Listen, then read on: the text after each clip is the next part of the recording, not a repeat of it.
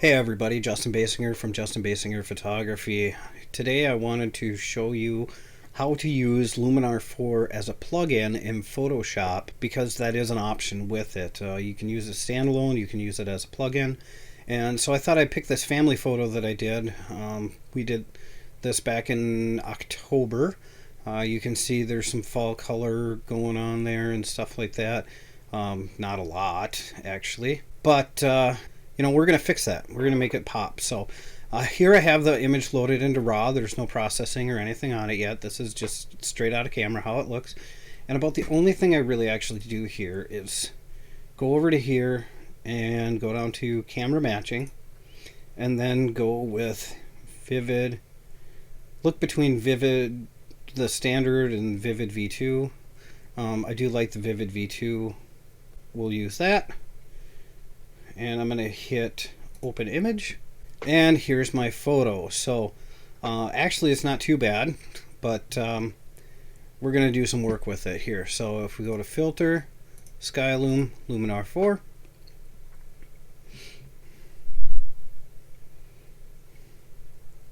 you'll have to forgive me, my computer is not the fastest thing in the world. It's about 8 years old and needs to be upgraded.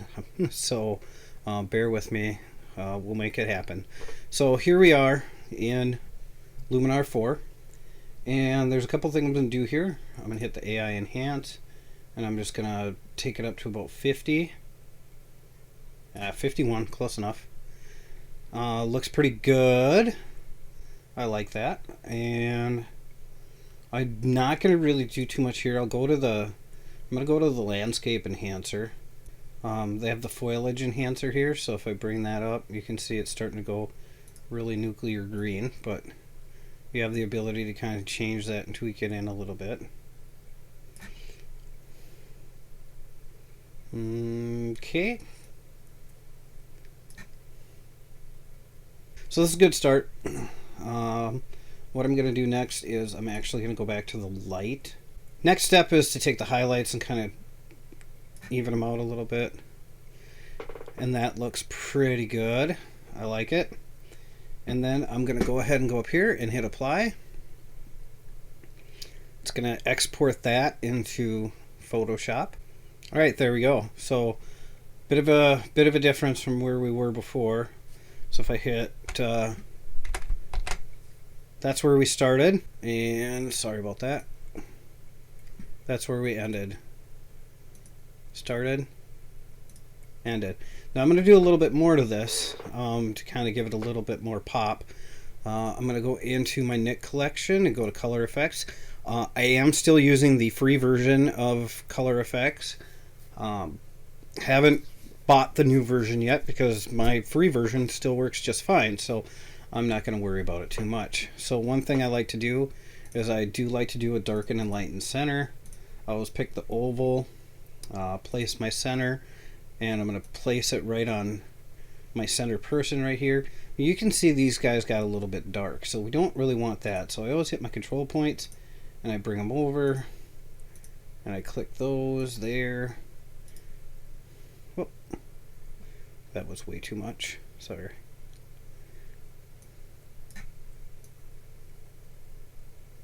Right there. And so you can move this border luminosity a little bit up and down. Again, we'll just put that center back where it belongs. Make sure those are taken care of and it's a little bit more even. Looks good. I'll take it. And just to verify, I always drop my border luminosity all the way down. That's too much. So right there looks good. So we're going to do that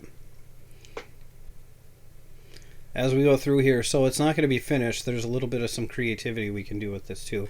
But first thing I want to do is actually go in here and see there's some stuff that needs to get kind of cleaned up. So I'm just going to hit my heel brush tool. I'm going to go in there and just kind of pick up on those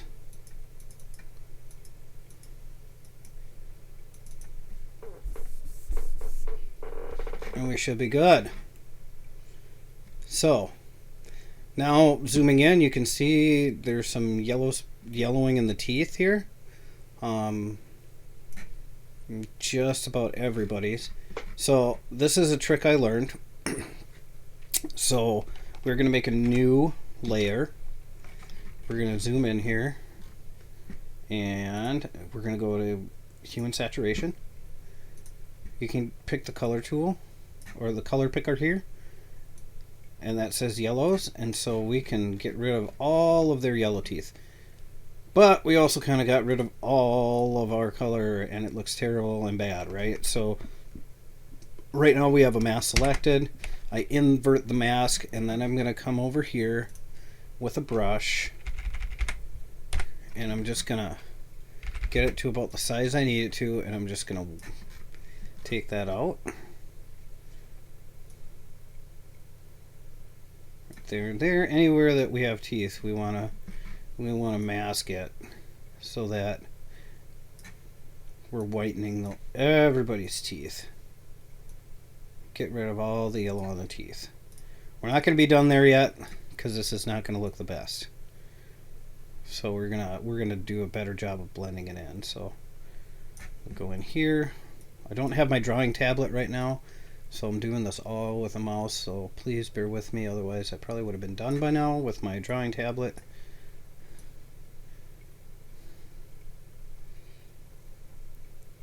Get rid of that. Get rid of that. Some of these you won't be able to tell that much. This gal right here, you can see. And part of that is just shooting, even if you shoot like a cloudy white balance, shooting a cloudy white balance will have that happen. So here we've got all the teeth whitened, but you can see it really does not look natural. It doesn't look real at all. So I always take this and bring it back 50%. So you can see that's before and that's after. Before, after. And when you zoom out, it does not look crazy. So we're going to take it.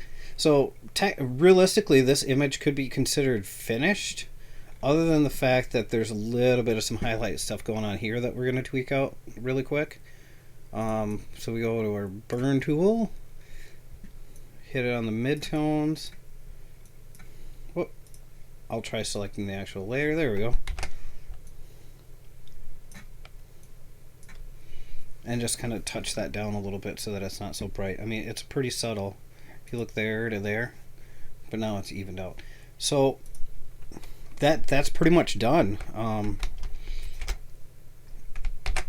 What I want to do next, though, is I want to show you, if we go Alt Control Shift E, that merges all these layers underneath into one on the top. So if you want to add a little extra something to your photos, if I go to Filter, Nik, Color Effects Pro again, this is a really fun tool, especially if you live in an area like I do in Minnesota, where we have a lot of hardwood trees. We don't have a lot of maples and stuff like that, so they tend to go yellow, or if you look up in this corner here, this kind of pukey brown. They're not the greatest colors, because hardwood trees don't really have a lot of great colors. So I'll use this Indian summer look. Now obviously this is way too much, and I'll just kind of go through here and I'll find one that looks like it works, and that one looks okay. And then I'm going to hit these control points, because obviously grass is not going to be that color. So I want to go in here and hit these control points and just kind of remove it off of the areas that, like grass and ground, because grass and ground do not turn that color, not as much as the trees. So we'll go back here. Make sure you get your background too, otherwise it can look really strange. And also, if you have, like here, even though it's completely blurred out, these are actual pine trees, and these pine trees would not be turning this color. Well, this particular species of pine tree would not be turning this color. Cedar, I believe, turns its needles tend to turn kind of a yellowish gold. This is actually a pine tree over here too. So we're gonna, just because I know it's a pine tree, I'm gonna go ahead and take care of that right there. So here's before, here's after. Before, after. Subtle change, but if you look like kind of along in here and along up in here, it goes from being that green color to being more of a folly orange. And each one of these control points has kind of an area that it's affecting, so you can go in and you can really change it to only specifically go to certain areas, depending on how you want it to look. Sorry about that. So I'll go in, and actually I might just delete that one because I have this one here. So I'll go in here and make sure I have, I'm going to put one more, actually. I want a negative, not a positive. I'm going to do this, and I'm just going to bring it over here, and I'm going to make this one really small, like that. So it kind of blends it in a little bit. So hit OK, let it do its thing for a couple seconds here, and then you can see it's going to be a subtle change, but those subtle changes sometimes can make a big difference. So there we go. Now it's done. So here's before, here's after, there's before, there's after. So they get a wonderful, nice fall colored family picture, and I'm pretty happy with the results. Now the only thing that I would change is right here I got some stuff going on, so I would just use my clone brush here, come down,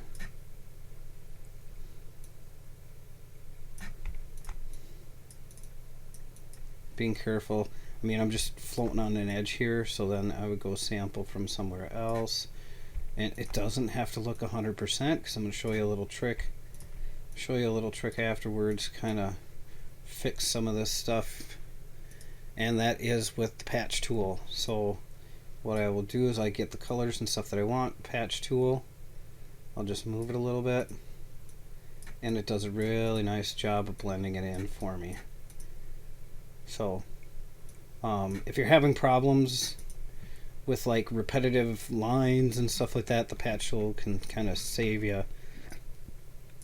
You just kind of look and see, okay, where do I want it? Obviously, if I sample from over there, some may not look the best, but zoom back out and we're good. So we could do kind of the same thing up here.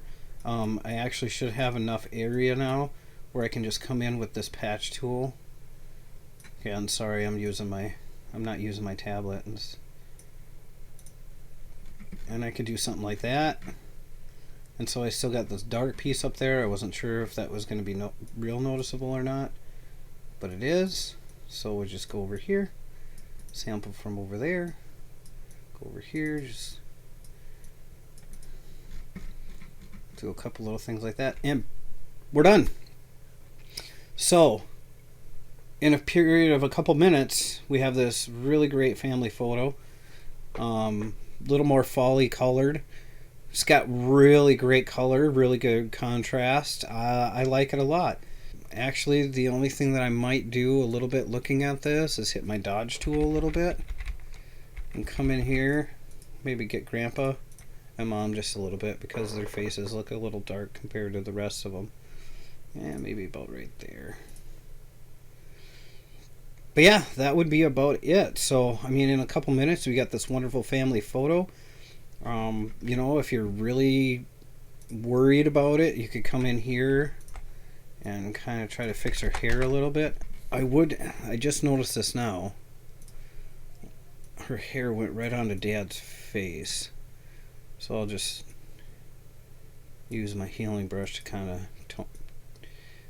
tame some of these hairs back in, because they don't need to be that long going over. So now you notice some of this area here where it's a little kind of from that tool. I just make a little selection, go find an area, go like that, pull it out, and you never even know. Another trick I do when we have a lot of hair that's looking like this, if we go to filter, liquefy, and we're just going to kind of focus our efforts right here. I'm going to take my liquefy filter. I'm just going to kind of bring this in so it doesn't look so fuzzy.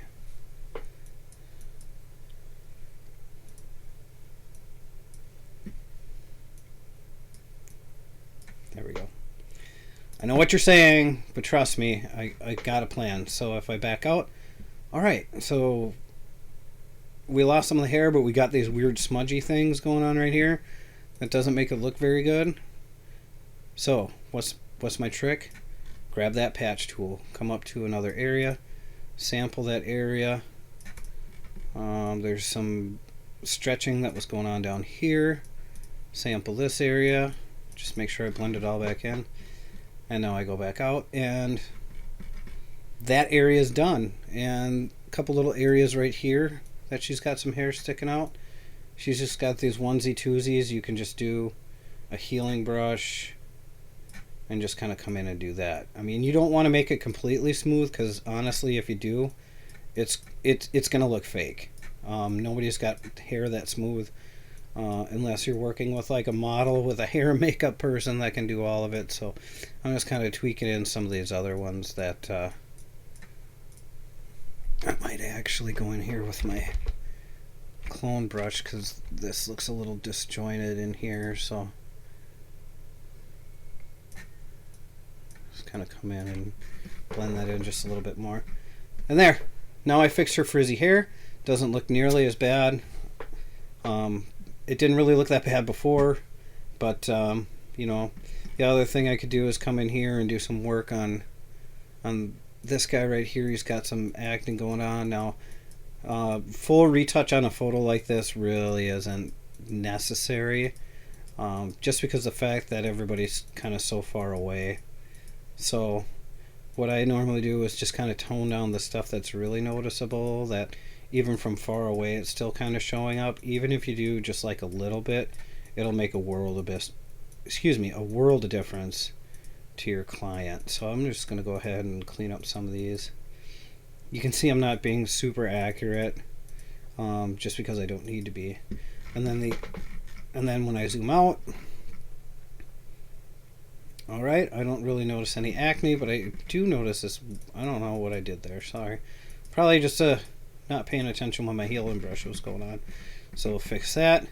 Everything looks really good. I like it, and so I would go ahead and save this as it is. Anyway, so great looking photo, really great looking family photo in my opinion. One thing I do want to do there is I do want to make sure that I do a pre-sharpener. And the reason I do a pre-sharpener is because every single image you ever do, you should be doing a little bit of a pre-sharpener on. So you'll notice, bring it in, you'll notice that here's before and here's after, before, after, before, after. You'll notice that it'll kind of, you know, depending on what you're shooting, it might look like it's getting a little bit grainy in there, but trust me when I say that you will never see that on print. I have printed 16x20s doing the same process that I'm doing right now, and I have never seen that noise on there. So, you know, that's something to be cognizant of. But you want to make sure you sharpen it a little bit like that, because when they do finally print, they don't want it to look smudgy. So here's at 100%.